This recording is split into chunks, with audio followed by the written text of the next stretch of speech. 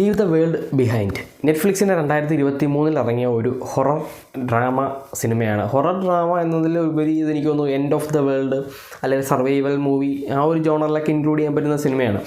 ഇത് ഒരു സർവൈവൽ അല്ലെങ്കിൽ ഹൊറർ മൂവിക്കപ്പുറം ഒരു റിയാലിറ്റിയുമായിട്ട് കുറച്ചും കൂടെ റിയാലിറ്റിയിൽ സംഭവിക്കാൻ പറ്റുന്ന കാര്യങ്ങളാണ് ഇതിനകത്ത് കാണിക്കുന്നത്. മേ ബി ഫ്യൂച്ചറിൽ ഇങ്ങനെയൊക്കെ സംഭവിച്ചു, എന്തുകൊണ്ട് സംഭവിച്ചുകൂടാ, ഒരു വേൾഡ് വാറും കൂടെ വരികയാണെങ്കിൽ, അല്ലെങ്കിൽ ഇങ്ങനെ ആർക്കെങ്കിലും ചിന്തിക്കാൻ തോന്നിക്കഴിഞ്ഞാൽ മേ ബി ഈ ഒരു സ്റ്റോറി പോലെ നമ്മളുടെ ലോകത്തും സംഭവിക്കാവുന്ന രീതിയിലുള്ളൊരു സ്റ്റോറിയാണ്. ഒരു വെറൈറ്റി കൺസെപ്റ്റാണ്, പക്ഷേ ഭയങ്കര രസകരമായിട്ടുള്ള കുറേ സീനുകൾ, എനിക്കിഷ്ടപ്പെട്ട കുറേ സീനുകളുള്ളൊരു സിനിമ കൂടിയാണ് ലീവ് ദ വേൾഡ് ബിഹൈൻഡ് എന്നുള്ളത്.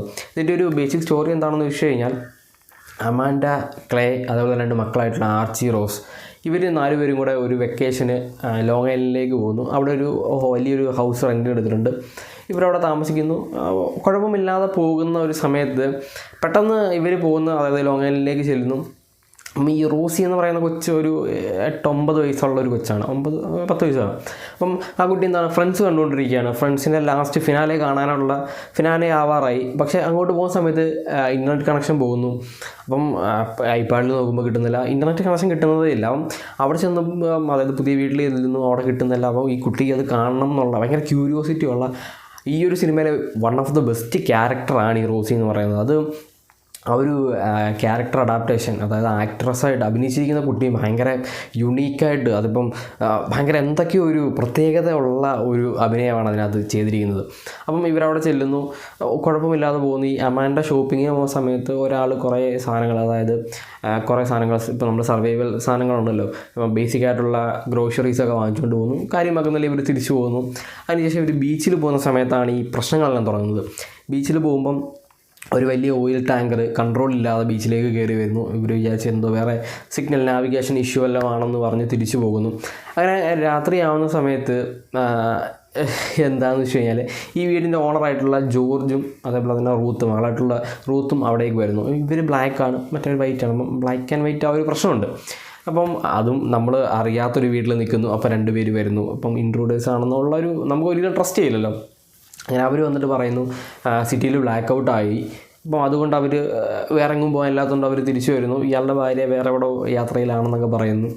അതിനുശേഷം ആ ഒരു രാത്രി ഇവർ എങ്ങനെയൊക്കെയോ കഴിഞ്ഞു പോകുന്നു. അപ്പം ഇതിനിടയ്ക്ക് രാത്രിയിൽ TV വെക്കുന്ന സമയത്ത് TV വിക്ക് അതിങ്ങനെ എമർജൻസി ന്യൂസ് പോലെ കാണിക്കുന്നുണ്ടോ പ്രശ്നങ്ങൾ, അതായത് TV വിയിൽ വേറെ ഒന്നും കാണിക്കുന്നില്ല. അപ്പം രാവിലെ അമാൻഡ എഴുന്നേൽക്കുന്ന സമയത്ത് അമ്മേൻ്റെ ഫോണിൽ 2-3 മെസ്സേജ് കിടക്കുന്നു. അതായത് ഹാക്കേഴ്സാണ്, ഇത് പവർ പ്ലാന്റ് ഹാക്ക് ചെയ്തിട്ടുണ്ട്, അങ്ങനെ കുറേ ഹാക്കേഴ്സിൻ്റെ പരിപാടികളാണെന്ന് പറഞ്ഞിട്ട് ഇത് കാണിക്കുന്നു. അങ്ങനെ ഇവർ പോകുന്നു. ഇതെന്താണ് സംഭവം എന്നറിയണമല്ലോ. അങ്ങനെ ഈ ജോർജ് അയൽവക്കത്തെ വീട്ടിൽ പോയി നോക്കുന്നു, ക്ലേ ടൗണിൽ പോയി നോക്കാമെന്ന് പറഞ്ഞ് പോകുന്നു. പക്ഷേ ആ ഒരു ജോർജ് അപ്പുറത്തെ വീട്ടിൽ പോയി, അതായത് ബീച്ച് സൈഡിലുള്ള വീടുകളാണ് ഇതെല്ലാം. അപ്പോൾ അപ്പുറത്തേക്ക് വീട്ടിലേക്ക് പോയി നോക്കുമ്പോഴാണ്, അതായത് ഓൾറെഡി ഈ സംഭവം എന്താണെന്ന് വെച്ച് കഴിഞ്ഞാൽ, ഹാക്കേഴ്സ് മൊത്തത്തിൽ കൺട്രോൾ ഏറ്റെടുത്തിട്ട് എൻഡ് ഓഫ് ദ വേൾഡ് പരിപാടികളുണ്ടല്ലോ, അതായത് എന്തോ ഡെഡ് ഓഫ് അമേരിക്കാസ് ഡെത്തോ അങ്ങനെ പറയുന്ന സാധനമൊക്കെയാണ്. അങ്ങനെ മൊത്തത്തിലൊരു സിവിൽ വാർ സംഭവം ആണ് ഈ ഒരു സാധനത്തിന് കാണിക്കുന്നത്. പക്ഷേ ഒരു നമ്മൾ യൂഷ്വലി കാണാറുള്ള എൻഡ് ഓഫ് ദ വേൾഡ് സിനിമയല്ല ഇത്. ഇതിനകത്ത് ഈ 6 ക്യാരക്ടേഴ്സ് അല്ലാണ്ട് 1-2 ക്യാരക്ടേഴ്സിനെയാണ് അധികം കാണിക്കുന്നത്, അല്ലാതെ വേറെ ആരെയും കാണിക്കുന്നത്. മൊത്തത്തിൽ ഇവരും ആ ഒരു വീട്ടിലുമാണ് ഈ ഒരു സിനിമ പോകുന്നത്. പക്ഷെ നമുക്ക് ആ ഒരു ഹൊറർ ഫീലിംഗ് കിട്ടുമെന്നുള്ളതാണ് ഇതിനകത്ത്. ഇവർ ഈ വേൾഡ്, അതായത് ഇവരറിയുന്നു ഇങ്ങനെ കൺട്രോൾ ഇല്ലാണ്ട് പോയിരിക്കുകയാണ് എന്ന് പറയുന്ന സമയത്ത്, ഇപ്പം അമാൻഡ സ്വാഭാവികമായിട്ടും നമ്മളാണെങ്കിൽ നമുക്ക് നമ്മുടെ തിരിച്ച് വീട്ടിലേക്ക് പോകാമെന്ന് പറഞ്ഞിട്ട് ഇവർ ഇറങ്ങി പോകുമ്പം ഭയങ്കര റിയൽ ആയിട്ടുള്ളൊരു സാധനമുണ്ട്. അതായത് ടെസ്ലകൾ ഓട്ടോ പൈലറ്റിൽ ഓണായി വന്നിട്ട് ഇങ്ങനെ റോഡിൽ ഫുൾ ഇടിച്ചിടിച്ച് കിടക്കുന്നു. ആ റോഡ് ലോങ് ഐലൻഡിൽ നിന്ന് പോകണമെങ്കിൽ ഒറ്റ വഴിയുള്ളൂ. അപ്പോൾ ആ റോഡ് ബ്ലോക്ക് ആവുന്നു. അതൊരു കിടിലൻ സീനാണ്. അതായത് ഓട്ടോ പൈലറ്റായിട്ടുള്ള ഏത് വണ്ടികളും ആർക്ക് വേണമെങ്കിലും ഒരു ഹാക്കറിനെ കൊണ്ട് കൺട്രോൾ ചെയ്യാവുന്നതേ ഉള്ളൂ. അപ്പം ഓട്ടോ പൈലറ്റ് ഓണായി വന്ന് ഇടിച്ച് കയറുന്നു. ഇവർ തിരിച്ച് ഈ വീട്ടിലേക്ക് പോകുന്നു.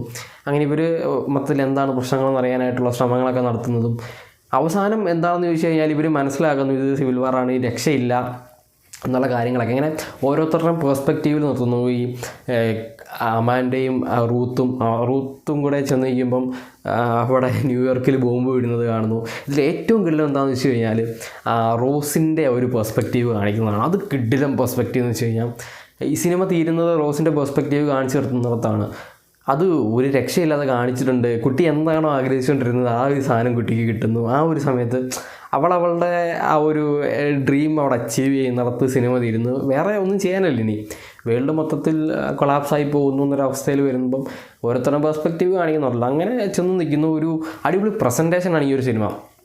ഇത് അങ്ങനെ തിയേറ്ററിൽ എക്സ്പീരിയൻസ് ആയിരുന്നു. കുറച്ചും കൂടെ തിയേറ്ററിൽ പോയി കണ്ടിരുന്ന കുറച്ച് നല്ല എക്സ്പീരിയൻസ് കിട്ടിയില്ല. കാരണം ഭയങ്കര എന്താണ് ഒരു ടെക്നിക്കൽ സൈഡ് നോക്കിയാലും ഭയങ്കര നമുക്ക് ഭയങ്കരമായിട്ട് റിയൽ ലൈഫ് എക്സ്പീരിയൻസ് വരുന്ന കുറേ സിറ്റുവേഷൻസ് ഇതിനകത്ത് കാണിക്കുന്നുണ്ട്. അങ്ങനെ കാണാൻ പറ്റുന്ന നെറ്റ്ഫ്ലിക്സിൻ്റെ അടിപൊളി ഒരു സിനിമയാണ് ലീവ് ദ വേൾഡ് ബിഹൈൻഡ്.